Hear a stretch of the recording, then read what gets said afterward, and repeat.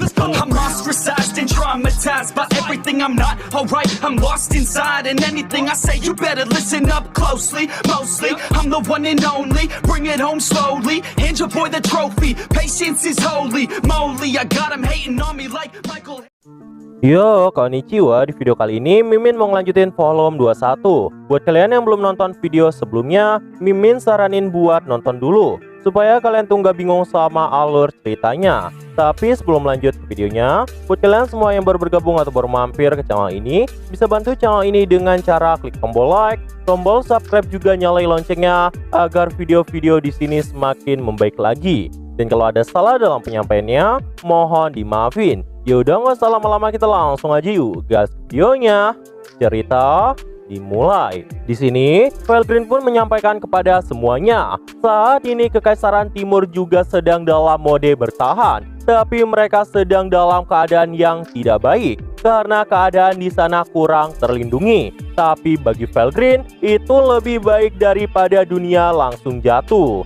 Saat ini, Masayuki dan Hinata juga telah bergabung dalam pertemuan kali ini. Masayuki pun berkata pada Felgrin, "Felgrin, kau sangat bisa kuandalkan." Dan di sini pun diketahui, baru-baru ini kekuatan Masayuki telah terbuka. Masayuki pun bisa menggunakan skill ultimate-nya King of Heroes secara sempurna. Itu pun mulai menjadi kekuatan keberuntungan untuk dirinya sendiri. Masayuki pun saat ini lebih percaya diri dan berkata, "Kurasa aku mulai menyadari sesuatu. Aku bisa melakukannya jika aku serius. Jadi kita nggak boleh membuang-buang waktu lagi." Alasan Masayuki mengatakan hal ini, kali ini bukan untuk keuntungan dirinya sendiri. Masayuki nggak lagi mau hanya dirinya yang selamat. Masayuki ingin semua makhluk hidup yang ada di dunia ini bisa hidup berdamai dengan tentram. Karena itulah Masayuki udah bertekad ingin mengerahkan segalanya. Hinata yang mendengar perkataan dari Masayuki pun setuju sama perkataan dari Masayuki. Dan Hinata juga nggak akan kalah dalam pertempuran kali ini. Dan setelah mendengar kabar hilangnya Rimuru, Hinata pun juga yakin Rimuru belum kalah. Rimuru pasti akan segera kembali, karena Rimuru adalah sosok yang Hinata akui. Jadi Rimuru nggak bakal mati dengan semudah itu. Dan di sini semua orang pun mulai mengingat, mereka selama ini memang terlalu mengandalkan Rimuru. Mereka nggak boleh terus-terusan begini dan harus berfokus menghadapi semuanya sendiri.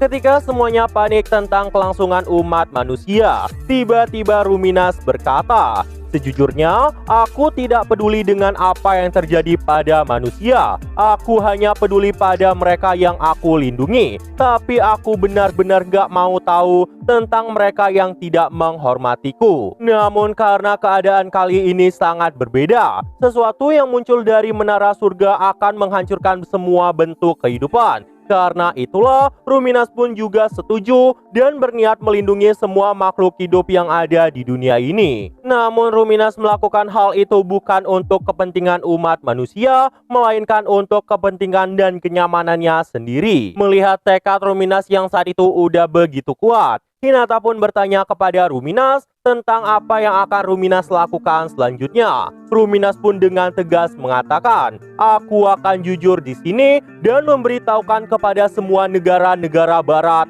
bahwa akulah dewa yang mereka sebut dengan Luminos." Dan tanpa basa-basi, pidato Ruminas pun langsung dimulai. Tiba-tiba, bayangan sosok Ruminas pun muncul di atas langit di setiap negara. Itu langsung disiarkan secara serentak di seluruh negara-negara barat. Orang-orang yang melihat langit pun saat itu terkejut. Dan saat itu Raja Iblis Ruminas pun membuka mulutnya dan berkata, "Dengarkan aku semuanya. Aku adalah Ruminas Valentin, orang yang kalian sebut sebagai Raja Iblis Octagram dan orang yang kalian sebut sebagai Dewa Luminos. Akulah penguasa Ruberios. Ini adalah pidato sambutan dariku. Dan untuk pertama kalinya, aku akan memberitahukan segalanya secara singkat pada kalian. Dunia dalam kondisi yang tidak baik. Dan dalam keadaan yang tidak pernah terjadi sebelumnya, aku akan melakukan yang kuinginkan sekuat tenaga dan melindungi rakyatku atas nama Dewa Luminous. Terlebih dari itu, aku juga bersumpah, aku akan mempertaruhkan kebanggaan Octagram dan tidak akan pernah melarikan diri dari kalian semua. Sebagai sosok Raja Iblis, aku juga akan melakukan hal yang Raja Iblis lainnya lakukan.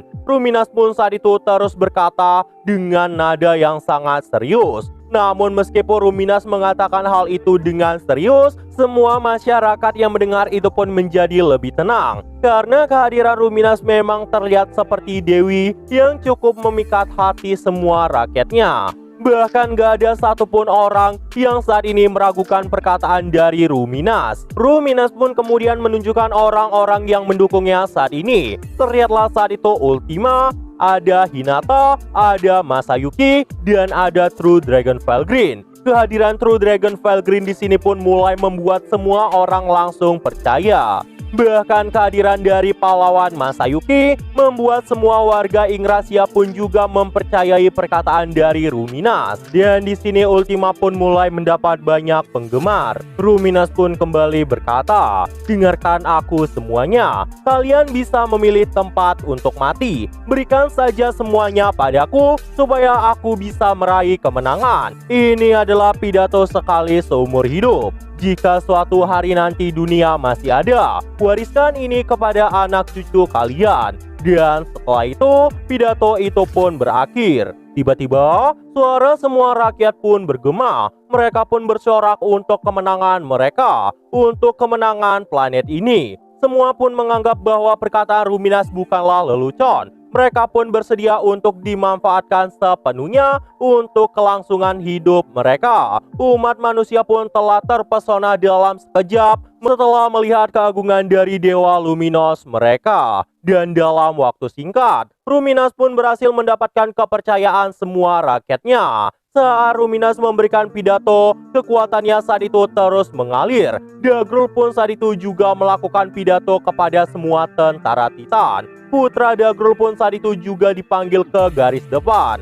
Dagrul pun berkata kepada anaknya yang bernama Dagura, "Mulai saat ini, kaulah orang yang akan memimpin ras Titan." Orang-orang yang ada di tempat itu pun langsung bersorak dengan hadirnya pemimpin baru mereka. Karena Dagura adalah anak sah dari Dagrul. Melihat Dagura yang saat itu masih terlihat panik, Basara pun menepuk bahunya sambil berkata, "Jangan khawatir, aku akan selalu ada bersamamu." Dan setelah itu Dagrul pun kembali berkata pada Dagura, "Setelah kau menjadi raja nanti, jangan hanya mengikuti pendapatku, tapi manfaatkanlah penilaianmu sendiri untuk memutuskan apa yang benar mulai sekarang. Nasib raksasa akan bergantung pada penilaian darimu. Berhati-hatilah akan hal itu. Dan untuk Mulyura serta Debura, bantulah saudaramu melaksanakan tugasnya." Mendengar ini, mereka pun saat itu langsung mengambil tanggung jawab besar yang diberikan oleh Raja Iblis Dagrul. Dan setelah itu mereka bertiga pun berlutut sambil berkata, "Kami mengharapkan kembalinya Tuan kami Dagruel dan akan mengabdikan diri kami sesuai perintah darimu." Dan setelah itu, Dagrul pun berkata, "Baguslah, aku bangga padamu dan selamat tinggal." Setelah kata-kata itu, Dagrul pun langsung tersedut ke dalam pohon itu dan menghilang. Mereka pun mulai bertidur panjang dan akan segera meregenerasi tanah Dharma Gania. Dengan begitu, kasus pemberontakan pasukan Dagrul pun berhasil diselesaikan. Dan pada saat yang sama, ras Titan pun jadi kembali ke kubu yang baik. Dan pasukan tempur pun mulai berkumpul dari seluruh dunia. Untuk pasukan yang dipimpin oleh Raja Gazel, mereka memiliki 500 pasukan Kalpaleri. Untuk Hinata juga memimpin ordo kesatria suci yang beranggotakan 300 orang. Dia pun meminta semuanya untuk mengerahkan segalanya sampai mati. Bahkan jika pasukannya mati, Dewa Luminous bisa membawa mereka hidup kembali. Mendengar itu, para pasukan pun menjadi sangat gembira. Dan saat itu pasukan kesatria berdarah yang beranggotakan kurang dari 400 orang juga telah berkumpul. Mereka terlihat sedang menggunakan jubah yang sangat mengesankan. Dan ada 100 penjaga kekaisaran yang baru yang dipimpin oleh Kalgurio bersama dengan Minut. Mereka adalah dua komandan tertinggi di sini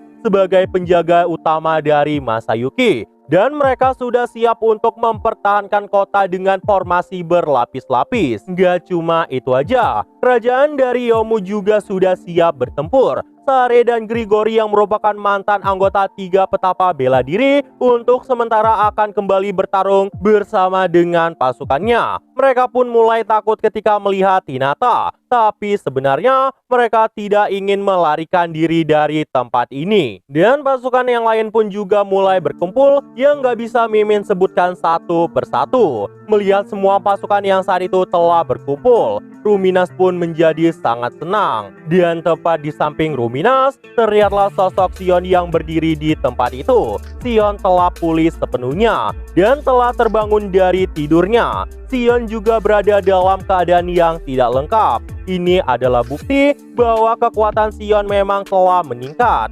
Di sini, Ruminas pun sepertinya mulai menyukai sosok Sion karena sikap pengambilan keputusan yang sangat bijak.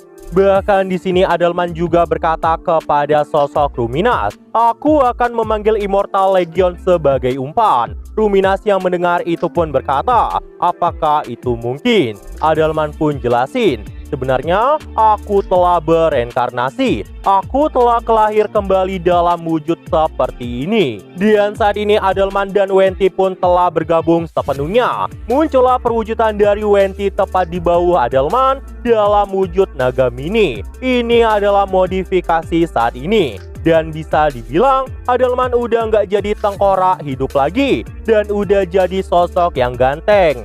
Dan setelah itu, persiapan penyerangan untuk kejadian selanjutnya pun telah dipersiapkan. Tinggal menunggu waktu benturan tiba ke dunia ini. Nah, jadi itu aja untuk pembahasan kali ini. Dan tunggu video-video gue selanjutnya dan see you!